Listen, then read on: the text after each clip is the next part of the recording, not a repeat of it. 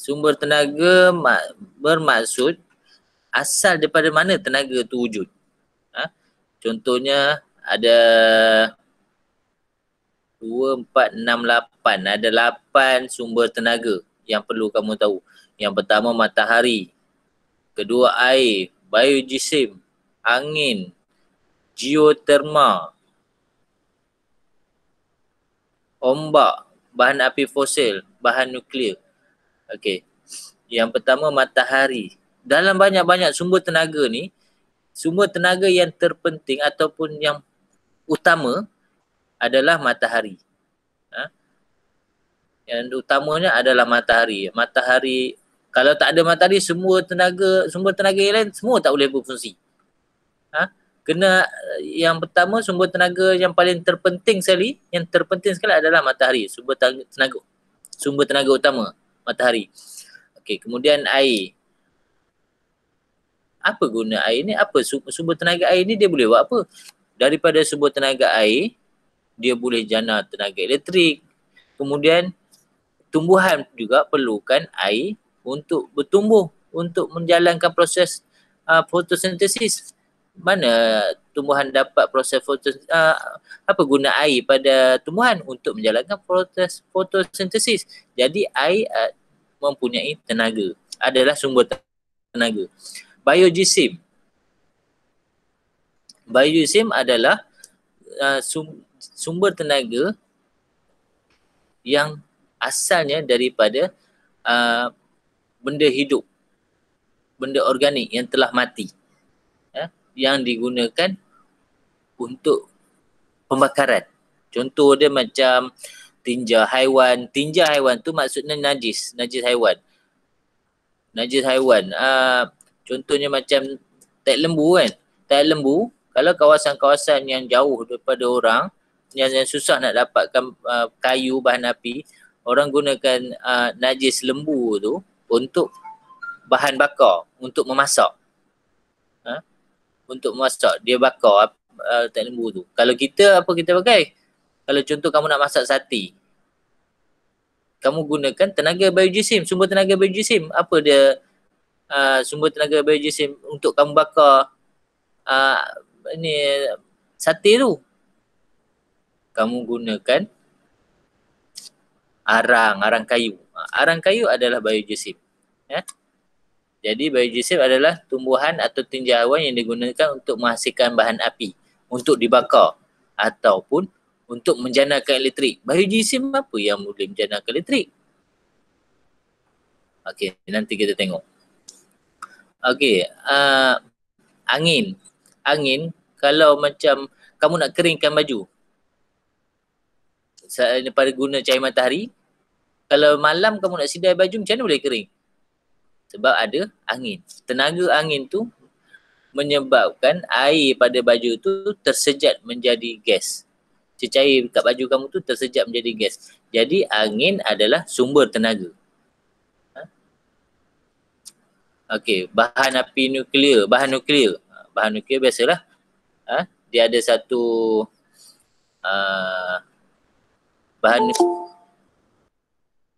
bahan nuklear ni dia daripada uranium. Uranium ni digunakan untuk menjanakan tenaga elektrik. Dekat mana? Di jana kuasa nuklear. Bahan api fosil. Bahan api fosil ni yang paling dekat dengan kamu adalah petroleum, arang batu dan arang gas asli yang dibakar untuk menjana tenaga elektrik. Bahan api fosil. Petroleum tu macam mana boleh wujud?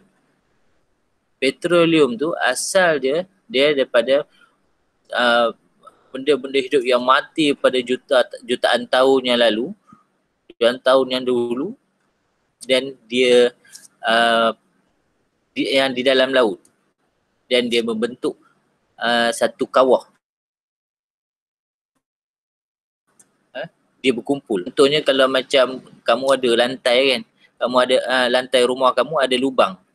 Bila kamu siram air, contohnya macam dalam bilik air. Bilik air kalau kamu siram air dalam bilik air tu akan pergi ke lubang air kan. Macam itulah petroleum yang di dalam laut tu. Bila benda-benda mati yang lama tu, dia mengalir pergi pada satu tempat yang lebih rendah. Dan dia berkumpul kat situ. Okay, okay, ombak. Macam mana ombak jadi sumber tenaga? Ombak orang gunakan dia untuk menghasilkan tenaga elektrik. Dia memusingkan turbin. Dia macam ni tau. Ada satu, kalau kamu pernah tengok, dia ada dekat enjin motor pun ada. Dia ada satu kotak, ada satu besi tukar tu, dan dia ada rod. Bila ombak kena pada rod tu berpusing. Rod tu berpusing menyebabkan ada berlaku tenaga elektrik terbentuk. Kalau nanti boleh lukis macam mana bentuk turbin tu yang menyebabkan tenaga elektrik wujud. Untuk pengetahuan tambahan kamu, tapi dalam buku teks kamu tak ada. Geoterma adalah sumber tenaga yang boleh diperoleh daripada haba batuan panas. Boleh dikatakan geoterma ni lebih kurang macam arang batu. Arang batu, kalau kamu nanti kalau dah besar nanti kamu pergi dekat kawasan Jana Manjung. Manjung ni adalah tempat untuk dia ada penjanaan kuasa elektrik dekat Manjung tu, dekat tepi laut. Dia ada satu bangunan yang besar. Di situ arang batu dibakar. Dia bakar arang batu tu, daripada arang batu tu dia, bila satu benda terbakar, dia menghasilkan tekanan, dia tutup ni, menyebabkan ada tekanan keluar daripada tu, memusingkan turbin. Bila pusing dia turbin, tenaga elektrik terhasil. Kau nampak tak? Nampak ah? Okey. Ini contoh turbin.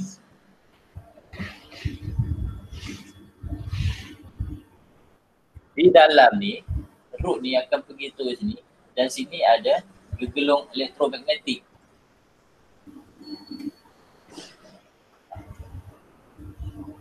Bila air ataupun angin ataupun tekanan daripada arang batu yang kamu bakar tu kena pada benda ni akan berputus. Roda ni akan berputus. Bila roda ni berpusing, rod ni akan berpusing. Bila rod ni berpusing, hasil daripada rod ni, dia ada tindakan elektromagnetik dekat sini menyebabkan tenaga elektrik terhasil. Dan ini tenaga elektrik pergi pada satu kawasan untuk mengumpulkan tenaga elektrik tu untuk diagihkan pada kamu lah. Bukannya ombak tu boleh hasilkan elektrik. Kita gunakan sumber tenaga tu untuk memusingkan turbin ni. Faham? Kemudian yang 9 dan 10 tu bateri dan makanan. Ini sebagai pengetahuan tambahan ya. Okey, ini untuk sumber tenaga tambahan kamu. Rasa tu dalam buku teks tak ada, tapi kamu boleh ambil sebagai tambahan soalan lah. Nota kamu. Okey, bateri sumber tenaga yang dihasilkan oleh manusia untuk membekalkan sumber tenaga elektrik.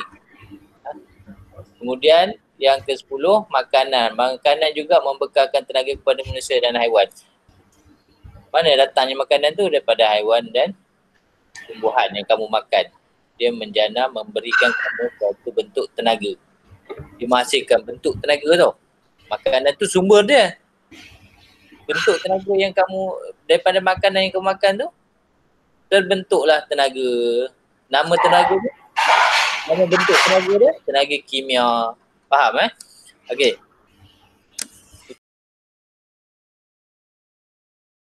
Kita masuk pada bentuk-bentuk tenaga. Bentuk-bentuk tenaga. Yang pertama tenaga suria. Tahulah kalau suria ni daripada sumber tenaga dia apa? Matahari. Daripada sumber tenaga matahari ni terhasillah tenaga suria. Orang gunakan tenaga suria ni untuk solar. Untuk solar boleh, kemudian untuk mengeringkan baju boleh tenaga surya ni. Okey, tenaga daripada matahari membekalkan haba dan cahaya dapat menghasilkan sumber tenaga elektrik. Okay. Yang kedua, tenaga haba. Tenaga haba, kalau haba mestilah daripada benda yang bercahaya. Tenaga haba disimpan pada objek yang mempunyai kepanasan. Okey, yang ketiga, tenaga cahaya dihasilkan oleh objek yang memancarkan cahaya. Salah satu sumber tenaga ni apa? Tenaga cahaya ni. Sumber tenaganya cahaya matahari. Bateri daripada lampu. Kemudian yang keempat, tenaga bunyi dihasilkan oleh objek yang bergetar. 5 tenaga, bentuk tenaga elektrik mengalir dalam 1 liter lengkap membolehkan alat elektrik dapat berfungsi. Tenaga elektrik ini bentuk-bentuk tenaga ya, bukannya sumber tenaga. Ini bentuk-bentuk tenaga. Sumber benda yang menghasilkan bentuk-bentuk tenaga ni. Yang keenam, tenaga kimia. Tenaga yang disimpan dalam makanan, lilin, bahan api fosil, biojisim dan bateri. Tenaga kimia tersimpan dalam tu. Yang ketujuh, tenaga kinetik. Macam mana nak tahu tenaga kinetik tu? Macam mana nak kenal pasti? Objek yang bergerak. Kalau objek bergerak, dia ada tenaga kinetik. Yang tenaga kimia tadi, kalau tenaga tu dihasilkan sumber tenaganya daripada makanan, bahan api fosil, biojisim atau bateri, dia akan menghasilkan tenaga kimia. Contoh bateri untuk menggerakkan kereta kontrol kamu kan, kamu kena gunakan bateri. Jadi bentuk tenaga dia bentuk tenaga kimia. Yang ke-8, tenaga keupayaan tersimpan pada objek yang berada pada suatu ketinggian, diregangkan atau dimampatkan. Contoh kamu tarik getah, diregangkan. Itu ada tenaga kimia. Kapal terbang daripada bawah naik ke atas, dia ada tenaga kimia. Daripada atas turun ke bawah, dia ada tenaga kimia, tenaga keupayaan. Ring, kamu tarik, baru dia, bila kamu lepas, dia balik pada bentuk asal. Dia ada tenaga keupayaan. Kamu tekan spring tu, boleh atau dimampatkan kamu tekan kan. Dia ada tenaga keupayaan. Dan akhir sekali, tenaga nuklear. Tenaga yang terkandung dalam bahan nuklear iaitu uranium. Uranium ni dia sejenis bentuk batu. Batuan yang ambil dalam dasar, dalam tanah ni. Dia boleh menghasilkan radioaktif. Dia menghasilkan satu tenaga. Okey, kita dah terkenal dah bentuk-bentuk tenaga. Kita akan pergi kepada tajuk perubahan bentuk tenaga. Perubahan bentuk tenaga ni maksudnya tenaga tu berubah dari satu bentuk ke bentuk yang lain. Contohnya, kita tengok satu. Tenaga boleh berubah dari satu bentuk ke bentuk yang lain. Simbol anak panah tu bermaksud berubah kepada. Simbol tambah pula maksudnya dan. Akan belajar mengenai perubahan bentuk tenaga. Tenaga boleh berubah daripada satu bentuk ke bentuk yang lain. Mari kita perhatikan perubahan bentuk tenaga dalam kehidupan kita. Jom. Ingat, simbol arah ke kanan bermakna berubah kepada, manakala simbol tambah bermakna dan. Sebagai contoh, semasa mengayuh basikal. Semasa mengayuh basikal, tenaga kimia daripada makanan yang dimakan akan berubah kepada tenaga kinetik.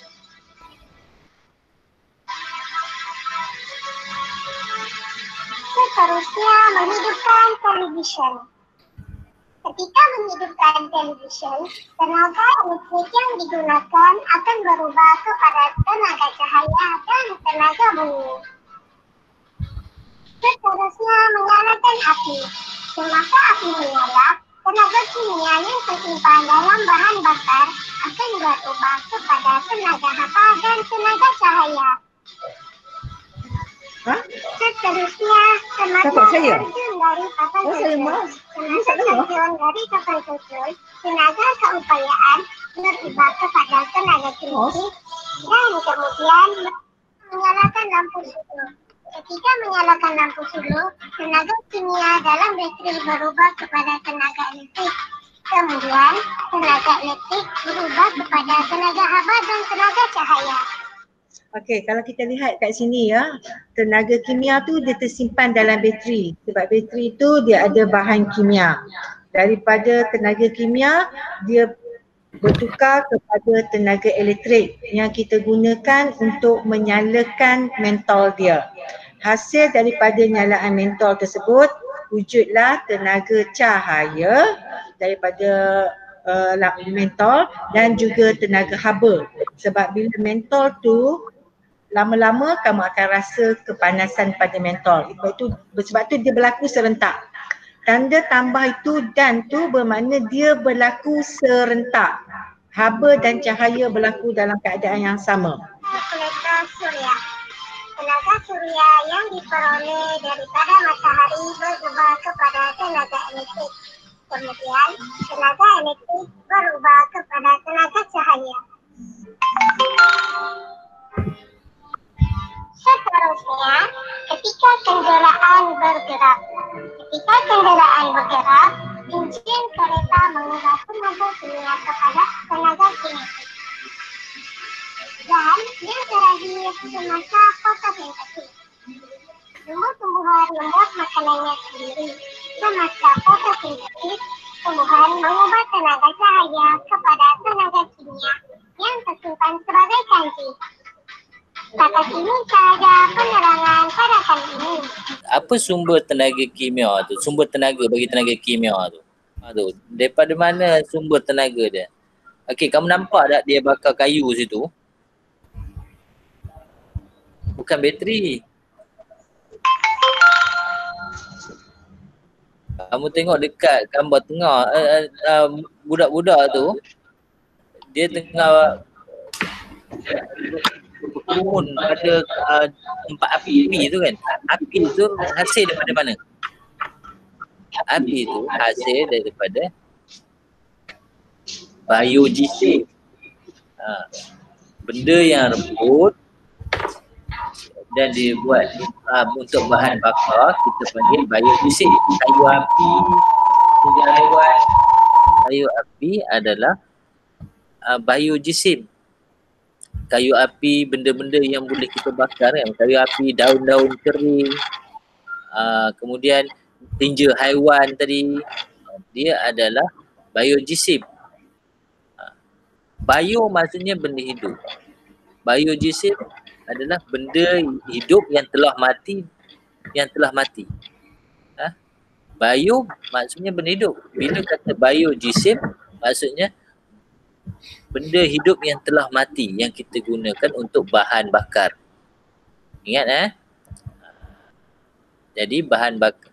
Jadi bagi murid-murid tadi tu, dia bakar, dia menggunakan biogesim untuk biogesim untuk menghasilkan tenaga haba dan cahaya untuk dikeringkan badan dia. Daripada sumber tenaga biogesim tadi, terhasillah tenaga kimia, bentuk tenaga kimia. Bentuk tenaga kimia bertukar bila dibakar, bentuk tenaga kimia tu terbakar, biogesim terbakar, daripada tenaga kimia dia berubah menjadi tenaga haba tambah tenaga cahaya. Terhasillah tenaga haba dan tenaga cahaya. Kalau kamu tulis tenaga cahaya tambah tenaga haba pun boleh. Faham Okey.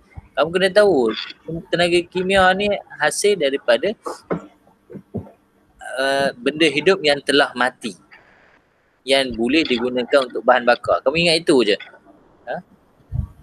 Biogesim, benda hidup yang telah mati yang digunakan untuk bahan bakar. Najis haiwan, kayu kering, kayu api tu, daun-daun kering pun boleh kita katakan sebagai biogesic sumber dia. Bila bakar, terhasillah tenaga kimia, bentuk tenaga kimia. Ingat? Dan kemudian berubah. Bila bakar tu, tenaga kimia tu berubah menjadi tenaga haba dan tenaga cahaya. Okey, faham Okey, kita tengok yang gambar TV tadi. Mula dengan bentuk tenaga elektrik. Mana sumber tenaga bagi bentuk tenaga elektrik tu? Asalnya daripada mana? Kalau macam dekat kita, dekat kawasan Perak ni, sumber tenaga elektrik untuk kawasan Perak ni, dia asalnya daripada Manjung. Iaitu Manjung dia gunakan arang batu untuk menghasilkan tenaga elektrik. Arang batu tu sumber tenaga apa?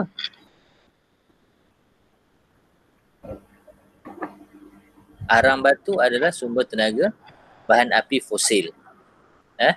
Arang batu adalah sumber tenaga bahan api fosil. Dia bakar arang batu tu dalam satu tempat yang tertutup.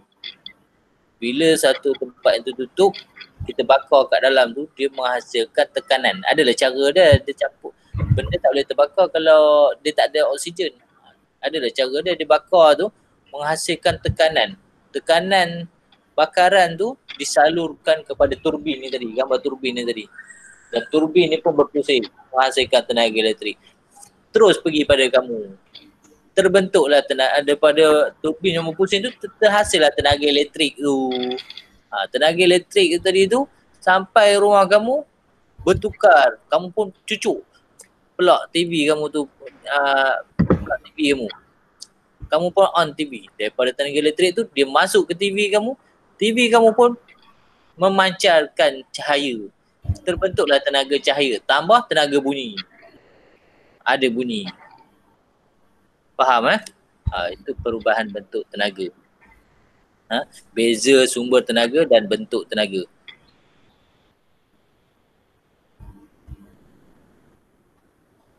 Okey, rasanya cukup untuk setakat ini. Jadi Pak C, siapa yang tak siap lagi, sambung buat, dan Pak DLP pun siapa yang tak siap lagi buat tajuk perubahan bentuk tenaga dan juga sumber tenaga ni. Nanti kita buka sekolah, nanti kita bincang. Kita bincangkan jawapan dia. Faham Sekian. Assalamualaikum. Assalamualaikum dan terima kasih kepada murid yang menyertai kelas pada hari ini.